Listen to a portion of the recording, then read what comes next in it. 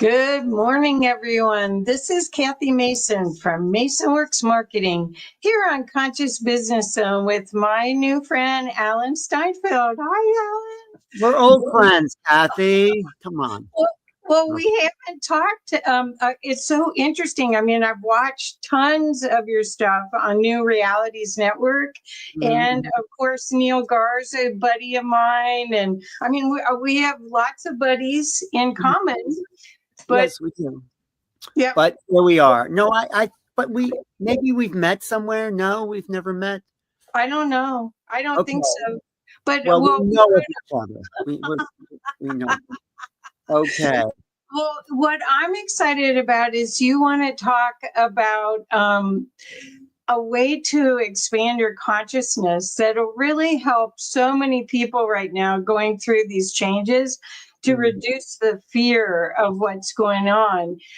You showed your book for a few seconds. Oh, yeah. You can talk about your Making Contact book, but how would I would love for you to set a platform, a starting point for the people that are just beginning to know about your work, to tell them a little bit of how you got started in this, because you obviously have like 3 PhDs in all of this. So I'm working on that. 30 years of doing this. Okay. Right. Before people never heard of podcasting, I was podcasting and blogging and doing shows on the local public access network, really. Yep. First in Santa Fe, then in New York City. So, but before that, I always was interested in this alternative lifestyle, this alternative way of thinking. I mean, I grew up pretty normal, like, middle class, middle America, white bread, suburban. So there was no opportunity to really think alternatively. There weren't those choices, but I did turn to science fiction books, and science fiction was an outlet to something more being possible. I didn't consider them science fiction like fantasy. I considered them doorways into possible futures. So at 6th grade, I think I discovered some early books. So even before that, I mean, I was always interested in outer space. I may have had some early contact with beings in dream states. I have to say I was a very hyperactive person. I'm glad I wasn't born later. They would have put me on those awful drugs. So I, with that hyperactivity, especially at night, I would go inner and see these sort of worlds and visions and things. And then that led to, like, where else can I find that? And that's where it led to science fiction and ideas of other realities. That's why I call my program New Realities. My whole company and broadcast network is New Realities. So what does that mean? It means that what we think is the world is only the surface. Of course, there's a world out there, but that's not the depth of the world that exists. Well, you know that, Kathy. What do you feel about that so far? Well, I have to say I grew up in a similar situation in Cincinnati, Ohio. And there was definitely a program in place that you followed. And that's the way you could actually exist, survive, but that I was in contact with other beings from 8 years old on. I remember going out in the backyard saying, "You left me at the wrong house, come and get me." And from then on, I had some beings helping me. Well, so that was 8 years old. Right. I totally understand. I didn't think I was left at the wrong house. I just didn't think I didn't think I was from here, but my parents and brothers, very nice people. They're still nice people, very normal, very much wanting to fit in. And I'm an Aquarius. I'm not interested in fitting in. I'm interested in fitting out, of exploring, So I didn't choose to go back to the suburb and do that whole thing because I had already done that. Wasn't my family, but I chose to explore the unknown. The subtitle to my YouTube interviews is Making Known the Unknown. And what is the unknown? It's something we have yet to discover, something that may not even exist, something that we're creating and putting into motion. So that's the unknown realities that are all around us. We just have to cognize that. Do you know the difference, Kathy, between cognition and recognition? I would think that cognition is something that you think about, and recognition is something you see, so you experience. But I think that's what the benefit of these times is we're getting to expand the cognition part into other realities. Recognition. Yeah, you have to, in order to recognize something, that means to recognize. You have to have cognition of it in the first place. And how do we have cognition of anything, right? Your mother said, this is a picture of a horse, and you recognize the pattern. So pattern recognition and categorizing pattern recognition is how we form cognition of a thing, and then we label it a horse. And then you go outside and suddenly you see a real horse and you say, oh my God, that's a horse. But of course, if you don't have any cognition of something, you try to fit into boxes of recognized categories that you already have, and sometimes you come across something that doesn't fit a box. And then what do you do with it, Kathy? You have to then play around with it and give it some sort of reference within your paradigm, but you may actually bust out of a paradigm and create a new experience with it. So you're talking about almost embodiment, right? Well, it's embodiment because it's experience, right? But when you come across something that has no understanding of what you've already learned, it doesn't fit into your worldview at all, people usually do one of three things. They ignore it because it just doesn't fit. There's no place for it. We call it anomalous, or don't even call it anything. That's what they're calling UFOs, anomalous. Right. Phenomena, but there's no place within the worldview. Or what you could do is fit into a category that already exists. So you see something in the sky and maybe it looks like a strange looking plane, because calling it something out of your categorization of awareness isn't possible, because you have a map of reality, right? Or what I like to do, and what Joe Dispenza talks about, and lots of people talk about, you say, well, I don't know what that is, and I'm not going to fit into what I know. I'm going to just call it something, or have an experience, or let myself feel that and go into the unknown. And when you allow yourself to go into the unknown, new neural nets of awareness form. And then you have a new cognition, and then maybe you give it a name, or maybe you don't. Maybe I think the collective has to come in and give it a name. Like right now, we're calling it unidentified flying objects, which we're identifying it as unidentified. Now, isn't that kind of silly? We don't have a name for it except unidentified or anomalous or whatever. But so that phenomena is kept outside of public integration or embodiment. So anyone who has an experience like that has no place to put this in the culture we're living in. So they're immediately put outside the culture. They're immediately at odds with the established order. That's why I think disclosure, whatever that means, has to come about, because it's like the church back in the Middle Ages. If the church didn't recognize it, or if you came along like Galileo and said, well, the earth doesn't seem to be the center of the universe, you were put under a house arrest. It's the same thing. Well, it's a little better now because things are changing. There are whistleblowers in Congress. They're coming out. There's hearings. There's books. There's my book. Yeah. So part of what you're talking about is when people want to share their experience versus when they just know. And part of I'm very interested in near-death experiencers and spiritually transformative experiencers because that's what I've been and I am. And so what happens is I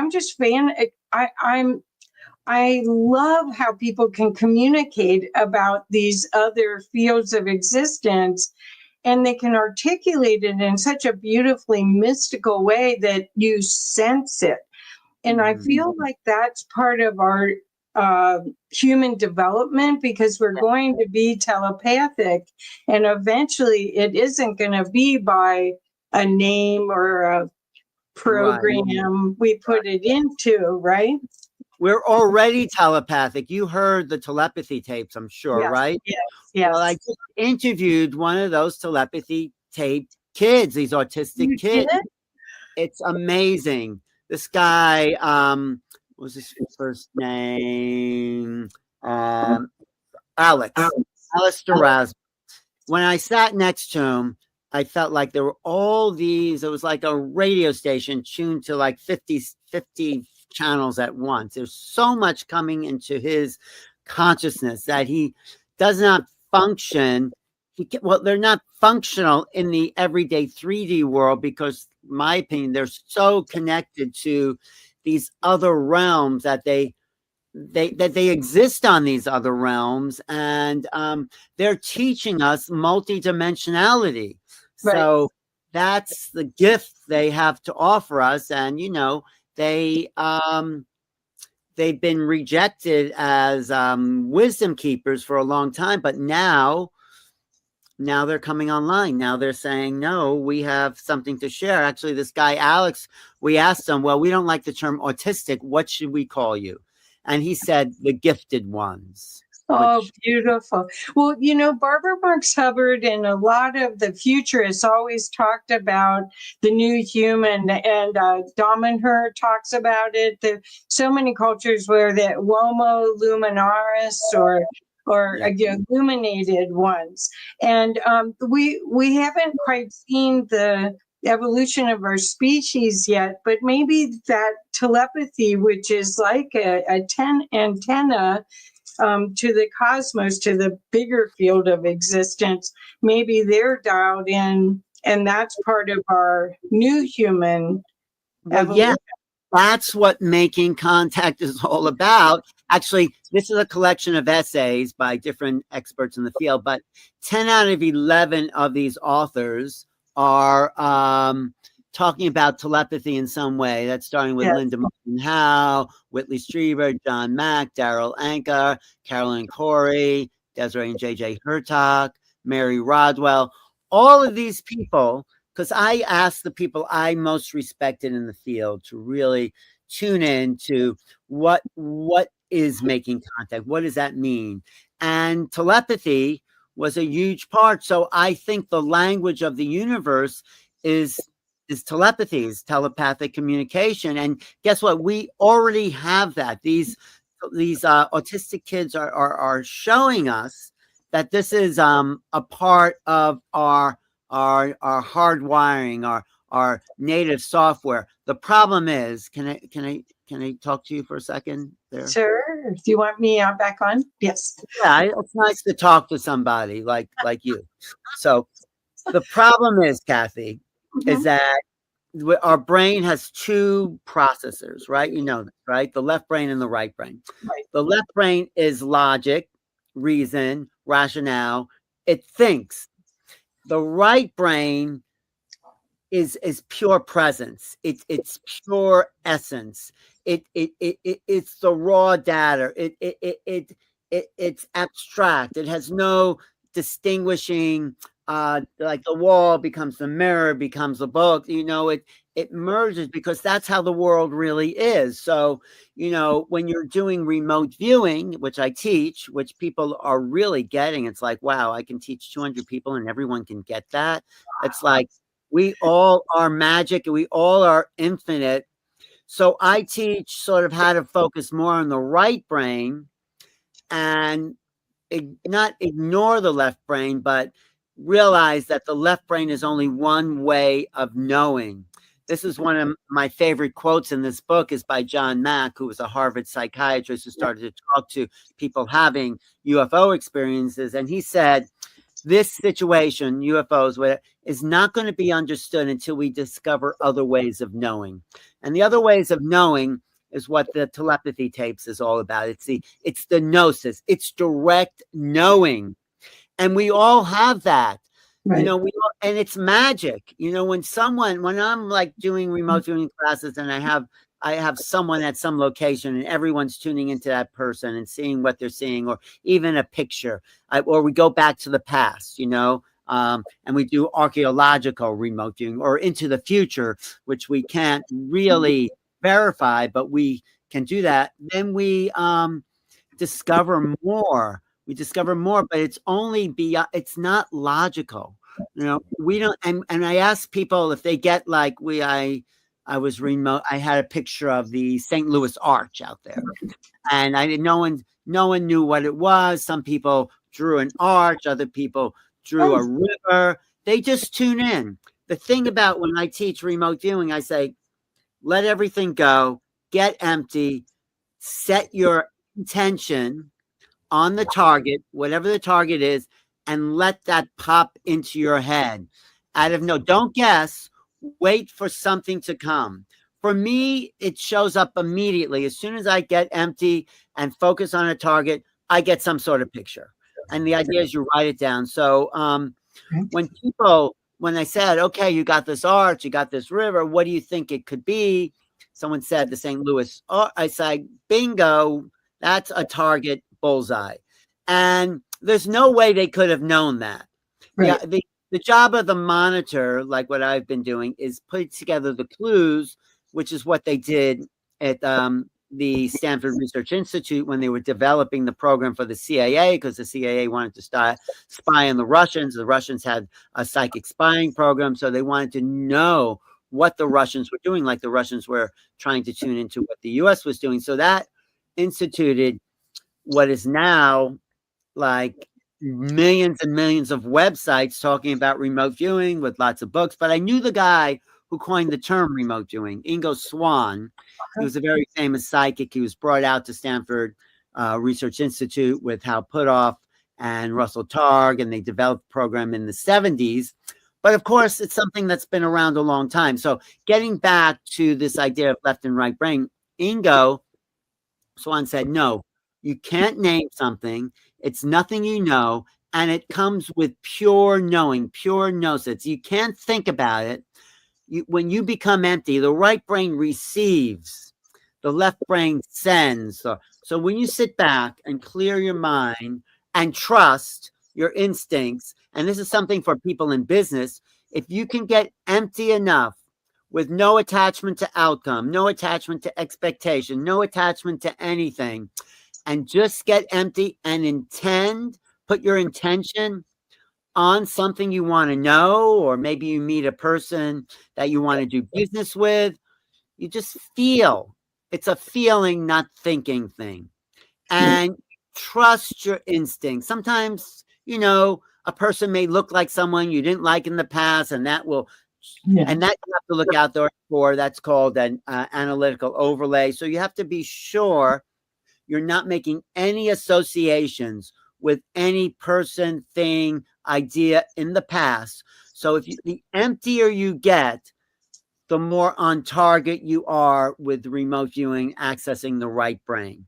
That is the key that I've discovered. And when people do it in class, I say, okay, we're going to go to this archaeological site, and I have this up, and I have a class of like 20, and 7 of those people get Gobekli Tepe right off the start. I say that's a miracle because I'm not giving them any clues, but they are tuning into the target, and the target is speaking to them. It's like broadcasting a signal, and the less you know, the stronger the signal is. That's the thing. So I ask people, how'd you get that? And the best answer is, I don't know. They don't know because they're not thinking about it. It's like the telepathy kids. They don't know what they know. They just know everything. So when we're remote viewing, we're seeing miracles of the infinite mind, that we actually are beyond time and space. It's called the imaginal realm. That's what I call it. It's a realm where all time and all space exists. This is what I think the telepathy talks about, going to the hill, those autistic kids. Go to the hill, and I asked this guy, Alex, what is that? What is the hill? He goes, well, it's like a think tank. It's like they all gather and exchange. But on such a level, like if you talk to these autistic kids and they say something like Christmas, or what comes up is everything associated with Christmas, the presents, the trees. It's like their minds take in like a field of knowledge. It's not one thing. It's like your left brain sees the trees and your right brain sees the forest. I understand. Okay, I got a question for you though. I was going to say, the idea is to become whole brain. But we've been so overdeveloped thinking left brain that we forgot the master and honor the servant. Okay, what were we saying? So I sometimes, when I'm in meditation, or actually I can switch it on, where I'm able to see us interacting and the consciousness that's watching us. And is that what you're talking about? You go to that bigger space of a bigger reception, I guess, of frequency. Yeah, because that's our infinite, and that's who we really are. You're not that little body, or your personality, or your history, or your name, or your baseball team, or your political party. You're not any of that. Those are labels you put on, like the I am. If you say I am this, I am that, you're polluting the I am nature. The I am is that it is. It is without anything. So remote viewing is one way to connect to your God self. Someone said remote. It's not my line, but I'm going to use it. Remote viewing is a gateway drug to your divinity. That's what it really is. A sort of that. It's a sort of, it's strange. The CIA discovered God. So it's like, it's all ironic, but we're coming into this time, the time of the sixth sun, if you follow those predictions, where it's more, where they call it a Nagual time. The Carlos Castaneda teaching, there's the Nagual or the tonal. The tonal is very linear, very left brain. And the Nagual, it's the mystic. It's the not undefined, but the undefinable, really. So we're moving into the time where the infinite essence of ourselves is coming online. And that's why people, especially with your crowd listening, have to tune into their intuition. But most people don't even know what their intuition is, because they've never been trained to even think they had intuition. Some people haven't. No, everybody has intuition. Everybody's creative. Everyone's artistic. Everyone's connected to the flow of forever. So that's what I'm saying. Well, I've always said that this first stage of development, evolution of our species, is that people are going to become empathic. And that's when they get out of here and go more to here. And the difficulty, if you are just starting that journey, is that you can't tell which is yours and which is somebody else's. And you get influence. Like you go to a grocery store and someone's angry, and all of a sudden you get angry, and you don't know where that came from. You weren't angry before you walked in. But I think that once people do get empathic and start to figure out how to use that as a tool, that's how we get to oneness. That's how we change this reality, right? Well, the problem is, and not that it's a problem, by the time we're 5 or 6 years old, we're learning ABC, 1, 2, 3. We're thinking in sequence, in logic, and this other creative side of us that is tuned into the infant is ignored unless you have some special talent. It might be cultivated, so you've saved that right brain, or you're musical, or you love to dance or move. I mean, people are still have access to it. That's why people love music, rock and roll, particularly because of the words, but the music that accompanies the words is right brain. So a perfect song has beautiful words and a beautiful melody, and it takes you into a transcendent space because it's talking to the transcendent part of ourselves. That's why you can listen to some music over and over again, never get tired, because that part that is the right brain only lives in the present. It's only there. It's the left brain that's past and future. That's why it's always thinking. But the left brain is always trying to make you safe. So something's there. So its job is to be really practical. And when you're doing remote viewing, you want to be in a safe space so you don't have to worry about being safe. It's all set up. You can relax that part. But we've been brainwashed. We've been overly developed. Imagine 5 or 6 years old and you're only taught one way to think. Not like indigenous people or the Native Americans or the Australian Aborigine. They or the Kogi, for that matter, they're kept in the dark till the time they're like 12 years old. So they develop an awareness. And there's a great book that talks about all this, The Master and the Servant, by Ian McGilchrist. Ian McGilchrist says and Einstein said this too. The master is the right brain. It is the perception of the infinite, and the servant is here to serve the visions of the master. But we've made the servant the one in charge, and the master is subservient. So we ignore the intuition, but our true nature is infinite. William Blake said the imagination is the true nature of the human being. Neville Goddard said that too. The really tuned in beings were visionaries. And we're getting towards I have a whole development of a theory I'll tell you here about this, is that quantum physics is really bringing us into this other way of thinking. It's getting out of the rational Newtonian way of cause and effect. And there's something else happening, like dual causality, entanglement, the observer effect. So without the quantum physics idea, everything is just, cause and effect, rational, logical. So let me talk to you for a second, Kathy. Okay. No, I don't like me putting you full screen. I love talking to you. No, it's like, otherwise I'm just talking to myself. The thing is I really think that we're in this era now where spirituality and science, through quantum physics, and people like Joe Dispenza and Bruce Lipton are explaining that, hey, there's a playground out here that you can really find your joy. Right. So let me tell you my theory then. Do you know what the double slit experiment is? Yes. Can you explain it to people? Okay, so the scientists put together, they were trying to figure out if a photon was a wave or a particle. And so they put two slits together in a block. It was like a wall.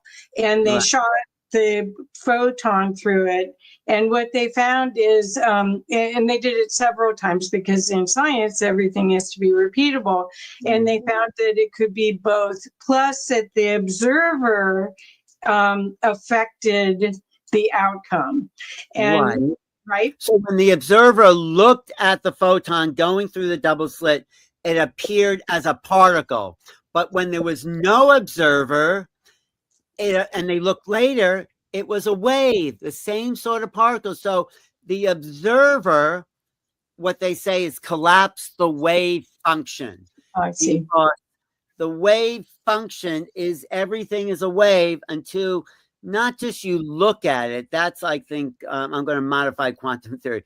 When you decide what it is, when you say, oh, that's a tree, that's a wall, that's a floor, that's a bed.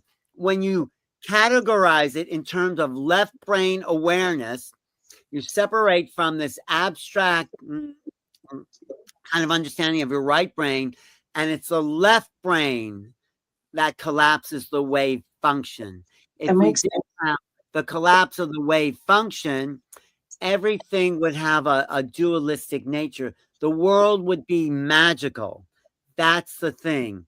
We would be telepathic all the time because we'd have this vast awareness, and like the flow of consciousness is always coming into us. That's how we're having, that's why we're in the present moment now. So it's always coming through your sort of right brain opening. When it gets to the left brain, it shuts down and it tries to make sense of what it. So your right brain is tapped into the flow of forever, which means we're all connected to everything all the time. But your left brain is the individualized sense of self. It's your ego. And that is disconnected from the flow of everything because we think we have to be somebody or this or that. So, our identity collapses the wave function of the infinite self. So the wave, ourselves, we are infinite. But as soon as you have something you identify with, like your name, your family, there's nothing wrong with that. But if you get attached to that, then you collapse what I call the magical being. The magic exists, and this is what the great shamans and magicians and creative artists, they are great musicians, right? They're tapped into this flow that is downloading all the time the presence of the infinite mind into our minds. We're a fractal of the infinite mind. But as soon as you put it into a form, I mean, it's okay if you're an artist, you get this inspiration, you put it out there, and if you keep that circuit going. But as soon as you think about it, the magic collapses and we get frozen in time and space. But I think that happened to cultures that were able to do things like the ghost dance. You know what the ghost dance was? No. This is my interpretation. I did hear people talk about it. The ghost dance was what the Lakota Sioux were doing to kind of open up dimensional doorways. And the whole Wounded Knee massacre happened because these Lakota people were trying to open that doorway with the ghost dance, and they were shot before they can get enough of that magic essence to disappear into these other realms. Wow. I mean, they ascend, or I think. I mean, I'm just sort of making that up, but there's been lots of these magical traditions. I think that's what happened to the high Mayan culture in about the 9th century, where all those monuments, those great pyramids were built, and suddenly the Mayans disappeared from those monuments. I don't think there was, this is just my theory, and who knows? They weren't like, there may have been a climate change, but I think they developed enough high awareness where they slipped into these other dimensional realities. This is what I think happened to other people around the planet. I think it happened in Chaco Canyon. Have you ever been to Chaco Canyon? Yes. So the thing that I got there is the Anastasi, which is really just a name for the old ones, stepped into those magical doorways and took their bodies with them into the infinite realms. And they took the river that ran through there and the trees into those realms as well. This is what the one of my favorite books, The Teachings of Don Juan, the Carlos Castaneda books. They talk about that, what were they called? Toltec way of ascension, really, where if you can really live in the second attention, that Nagual right brain space, you can start to manipulate the fundamental features of the wave function and not collapse it, but use it to maneuver through time and space. And for us to do that, we have so much to overcome in this culture, so much logic, science, rational thinking that, if we can start to remote view, you start to realize you have a doorway into that. You have intuition, or maybe you're psychic, or maybe you're a medium, or those times are coming. You're right, Kathy, that we are awakening, and that's the Homo Illuminatus, that's the Homo Galacticus, because we need. But if you're just right brain with no foundation in anything, then you just stare off into space like it's all so amazing. Like, well, okay, so driver in order to steer the vehicle. Okay, so I want to go. You've got me. I could ask 100 questions, so we may have to do this more than once. Okay. So first of all, do you feel that some of the interviews that you did in the Contact, in your book Contact, do you feel that some of those contact expressions are to help us evolve to that higher mind human? All of it's about that. They defy our rationale. They're flying along and they look solid, and suddenly they become a plasma, or suddenly one ship becomes two ships, or everything about the phenomena is to wake us out of this old way of thinking. They have a science of something, but it's like there's a science to near-death experiences. How does the soul get out of the... But because we're so limited in thinking in a linear way, we're not seeing the science of soul incarnation, and we're not seeing the science of what these ETs or these UFOs are trying to tell us. My favorite quote in the book is from John Mack, who I knew, but he wrote this essay about 20 years ago. But I knew of this talk he gave, and I asked his archivist, can I put it in the book? He asked the family, he said, okay, we'll print this John Mack. And I thought that is a coup, because this guy really understood what the whole phenomenon is about. And he says UFOs are like an outreach program from the cosmos for the consciously impaired. We are the consciously impaired. Well, so I love this conversation, because when you talk about almost everyone that is bridging science and spirituality is talking about consciousness now.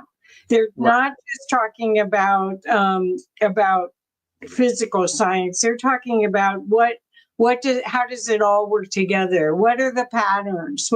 How does this all make a difference? And you can see that there's a language of math and sacred geometry that goes throughout the cosmos. Could you talk a little bit about that, of what you've discovered with that? Well, first I want to say is everyone uses the term consciousness, but no one's able to define it. They say it's a ground of all being. It's like it's a substitute for God. I say consciousness is an app. It's an application. Okay. And you can use it like any app to do certain things. There's consciousness, and then there's the observer of consciousness. So consciousness is like a medium. How are you going to direct consciousness from the observer's point of view, from the neutral observer, infinite self point of view? And you can do it to remote view. You can do it to remote heal. You could send that consciousness with a beautiful sense of love into someone else. You can change the weather with enough focus. So it is a force that you can use. It's not, it's all consciousness. That's my argument with Deepak Chopra, who's a friend of mine. He says, why are we talking about UFOs? It's all consciousness. I say, great. Of course it's all consciousness, Deepak, but what's the application of consciousness? It's not like we're just sitting around. We're here, incarnate, in experience to do something with this illusion of the world. It's not, it's all an illusion. So what? But we're here in form, to have fun, to play with the illusion, and to master it in a way, but to create new realities. This is my thing. The new realities is making known the unknown, which means you are cognizing something that had yet to exist.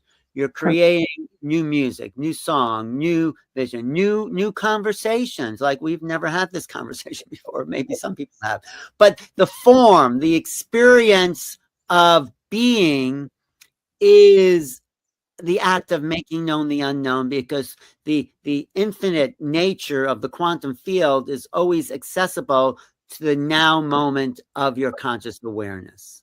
That's a good word. I think I'll use that. But yeah, but yeah. So does that answer your question? that's great. Well, I kind of feel like we're this whole field we're in is a giant database, and we're little USB drives. And the more that you participate with whatever instincts or downloads or radio dial, however you want to say it, the more that you act without fear on what you're getting, the more you get. And so, because it wants input, the whole reason we're here in this existence is the big database in the sky or wherever it is wants to be fulfilled by experiences. So Right. yeah. So how does your new realities concept help people get out of fear? Because I think I want to make sure that people get an idea of how they can use what you're saying to help them. Well, maybe this will make sense. I don't know. But I see it this way. You know, everyone says we're like a drop in the ocean, right? And there's this ocean, and the fear is when we go back and we dissolve into the ocean. But the drop of the ocean has the essence of the ocean within. The ocean is within the drop. The drop is not just within the ocean. So we are a drop that has the infinite ocean of existence in this little piece of consciousness awareness. We are the drops that we're not just a drop in the ocean, we're the ocean in the drop. That's the thing that gets us out of fear, in my opinion, and tunes us into the power that we have. If we see ourselves as just a drop in the ocean, well, what's the point of anything? But if we see ourselves as having the ocean in that drop, I think that changes everything. And I know that's true because our consciousness is infinite. So how is it infinite? Because the infinite is the ocean. And if we have access to that ocean of awareness that's ongoing and forever, you know, the Kabbalion says the all is mind and the mind is all. That's the first law and the only law. Then the mind, the conscious, the awareness is access to all time, all space, the quantum field, whatever you want to call that. And that is empowering us to live free, to open up and experience the ultimate realities, and to be an adventurer of the unknown. We're here to make known the unknown, which is what my teacher said. And I don't think anyone really understood it the way I did, but to make known the unknown by you know, this creation around us. And so our job is to emulate creation as creators. That's Perfect. it. That is the ocean acting through us. We are here to create. That's how you make known the unknown. That picture on the wall, the scarf you're wearing, everything that you do, you're creating. But then let's take it into uncognized spaces. Let's adventure into places that people don't recognize. And this is what the role of the artist does. So being the artist of your creation accesses the yet to be cognized awareness that sometimes the artist doesn't even understand. They bring in forms and then, oh, what have they done? But they have opened the field to the unknown, and that evolves who we are on a consciousness level by looking at abstract, unknown, new cognition, surreal, whatever you want to call it. That's the evolution of the new humanity, going towards the infinite. Okay. So I call that alchemy, because I feel like once you've brought something into physical form, you can, even if it's digital physical, so that you can infuse it with a frequency of love or support or whatever your instinct is, and it becomes much more useful. So that's, and that isn't, I think people fear their power, once they get to that point, because maybe because of the stories of Atlantis, or past. But wait, I wouldn't infuse it afterward. As you bring that into form, whether it's digital, you're bringing into form with love, and then that emanates the essence of love. That's maybe my understanding of the alchemy. So, yeah, that's what I would say. Yeah. Well, but you can do both. You can do it before and after. At least that's the way I do it. But anyway, so you've been doing your interviews for 30 years. What's driving you to keep going? Are you a constant learner, or? I am a constant learner. It is finding the unknown. I only interview people I really resonate with, that I can learn something from. And there's always some, like, I can't say I discovered Bruce Lipton, but I sought Bruce Lipton out before anyone knew him. He had a little article in this like very small paper up in Washington State. I read that article. I said, I want to meet this guy. I showed up at his house. He talked to me for 3 hours back in 1999, before he had a book, before he had anything. He told me basically what he's still saying today. So what drives me is there's so much to know, but it's not just a mental thing. It's I feel a spiritual expansion for me. Like, knowledge feeds Aquariuses. I mean, I don't want to just identify with that, but identify sort of with the thirst for knowledge, the thirst for the new. And, I don't know. That's what's exciting for me, making known the unknown. Well, I really think what you're doing is you're really putting a spotlight on these people's genius that they may not even know exactly what it is, but you can sort of sense that they are on to something. And yes. You are. Like when I met Paul Selig, you know who Paul Selig is? Yeah, sure. He was channeling in his apartment in the West Village, and to like a group of 10 people, and he's speaking, and I say, Paul, we have to get this out to the public. You have to get out of your apartment into the public, and you have to stop repeating yourself. And I said, I sponsored his first workshop, and he says to me, well, what if nothing comes through? And I say, Paul, it's coming through like a fire hose. You are on fire. Now he has 14 books out. And I just saw last week in New York. But I look for people like that, people like Nassim Haramein, people like Lynn McTagg. I mean, of course, people know these people now, but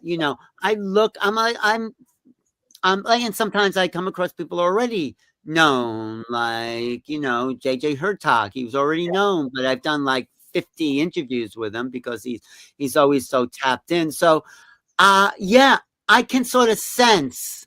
I mean, I feel, because, after you've done a million workshops and talked to a million people, like, oh, that person, like Veda Austin, another genius, like the telepathy tapes, like what Diane Hennessy discovered. Yes. Oh, that's a new one. I need to talk to her. I need to integrate that, so there's always, because there's more and more creative thinkers happening. There's more and more people thinking out of the box. And so that's how I expand my new realities, and, taking that all in, formulating my own theory about magical thinking, whatever you want to call it. How can I help facilitate new realities and wake people up to the fact that you can break out of your box, step out of the cave, Plato's cave, don't see the shadows on the wall, see the sunlight. These are metaphors that have been around, but people have always been pushing the envelope. So that's my job. And my highest excitement, as Bashar would say, follow your highest excitement. That's my highest excitement, is discovering the new minds. And sometimes it's back in the past, when I interviewed Raymond Moody. You know who Raymond Moody is? Yeah, of course. He coined the term NDEs, Right. 50 years ago. Yes. So even though he's been around and had never talked to him, but not only NDEs, but he's an ancient Greek scholar, and he was talking about these things called the oracles of the dead in ancient Greece, where the relatives would actually materialize to those people. Yeah, no, the oracles of the dead were just fantastic. The oracles of dreams. I mean, the Greeks. They were very logical, but they had this huge mystical side. The Eleusinian mysteries were Right. mysteries of Demeter, the mother goddess. She, I think, would appear to people, and their lives had changed. Once you did a tour of the Eleusinian mysteries, you were fundamentally a different person. And we don't have those initiations in this culture. I think that's what things like the telepathy tapes are initiating us into this other way of knowing. And science doesn't do it, because science only knows what it knows. Like I think it was Max Planck that said science evolves one funeral at a time, because people get people get very attached to their idea. This is what Thomas Kuhn's book, Theories of Scientific Revolution, he says, scientists are more attached to those theories than the new information. This is why Avi Loeb's having such a hard time, because it says, well, this doesn't look like a comet. This looks like something that was created by an intelligent being. And science, people like Neil deGrasse Tyson refuse to even acknowledge UFOs. He says those are artifacts of the radar. He doesn't listen to the pilots who saw the tic tac. He said, no, that must be a mistake on the radar. So scientists, like everyone else, likes to put things in the box that they know. A real scientist is something Bud Hopkins used to say, investigates the unexplained. He doesn't explain the uninvestigated. So Perfect. That's the difference. A real scientist will go into the unknown and say, I think it was the guy who studied quantum physics. What was his name? He was one of the founders of quantum physics. He says the greatest discoveries in science come from not eureka, but that's funny. How did that happen? So that's the great discoveries, and that's what I'm interested in, and that's what keeps me going. And there's always some new great idea. There's a lot of ideas I don't connect with, but can I tell you one thing I just saw recently? I think would be the future. I saw somewhere on Instagram like these flying drones. You put this like tube of drones around you, and people are actually flying. Have you seen that? Yes, I saw it. I think that's the future. Like these personal flying drone belts that just, I think we're going to see thousands of them in the. I don't know. That's just something wow, that is the future. What you saw in Back to the Future, Marty had the flying skateboard, and now you see people with those scooters everywhere. I mean, it's starting. But once an idea gets into the consciousness and can be used in the material plane, then it can be adapted and accepted. And that's what we're talking about right now. We're talking about releasing the old programs,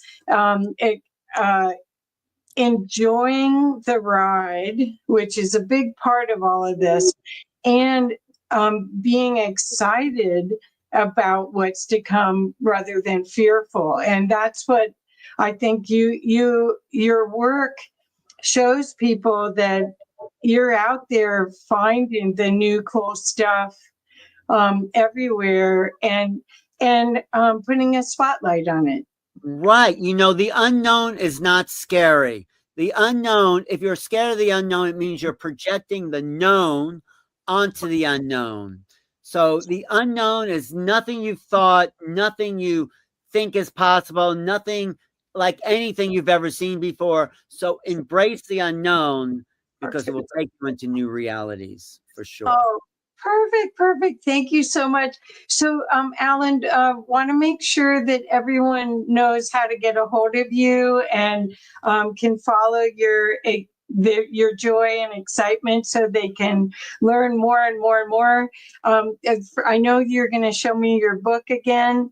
You can get this on Amazon. It's out of, it might be out of, it's, I need to get another edition. It just sold out of its first edition, but there's still some left on Amazon. I am also doing YouTube all the time, youtube.com/new realities. My website, newrealities.com, although I have to update that. I'm going to be at the New Life Expo in New York, November 15th and 16th. I'm speaking in New York, December 11th at the New Center. Look for that. I'm going to be at the Conscious Life Expo in LA, February 20th to 23rd. I'm going to be in Sedona for the Sedona Ascension Retreat. Oh yeah, you got. I'm going to give you my link to go to the Sedona Ascension. Yeah, I love Sedona. I love this. Is a great event that Suzanne Ross is putting together with Chris Bledsoe and Tennessee and who else? William Henry. There's a lot of great people are going to be there. So wonderful. I'm doing the New Living Expo in April, and then probably Contact in the Desert in June.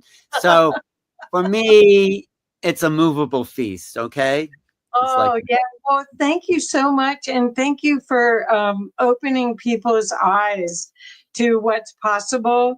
Because if you feel like you're a victim during these changing times, we really want you to rethink that whole paradigm, because you're not a victim. You stood in line to get these bodies to be here right now during one of the most exciting times in humanity's history. And if you follow and go to Alan's YouTube channel, you will see there's just a plethora of information that will blow your mind. Right. You know, I think they're going to look back at this time, Kathy, and they're going to say, what was it like when everyone woke up? Isn't that beautiful? I hope so. That's what, yeah, that makes you teary doing that, huh? Yeah, doesn't it? Yes, yes. Don't you feel that? Don't you feel that? Of course, because the idea is we want playmates. Well, that's why you're doing the show, right? Yes. Well, actually, I started doing this show just sharing all the people I knew, because like you, I've for 40 years, I've been like a radar finding other people that got what I got. And so that's the way.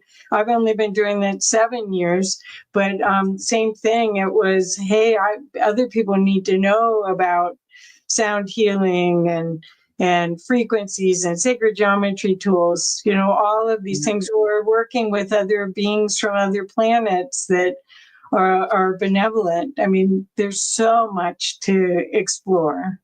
Right. And it's so exciting. This is not a time to be depressed. It's a time to see that we are at the threshold of the unknown. And that is probably one of the most exciting times in history, because you don't know what's coming, but it's not anything you know. It's only something. And it's going, and you're, because you are creating your own reality, like Seth says, you can create the reality you prefer and be excited. So again, Alan, thank you so much for this. Not just the reality you prefer, though. I want to say it's also what Joe said. Show me something that I have yet to realize about the unknown reality, and then you're in the flow of forever. That infinite mind is talking through you and with you and spreading the quantum field. So, but anyway, it has been fun. Thank you, Kathy, so much. We'll have to do this again. Thank you so much. Mm-hmm. Best wishes. All right. Thank you. Please share, you guys. Please share this. Mm-hmm.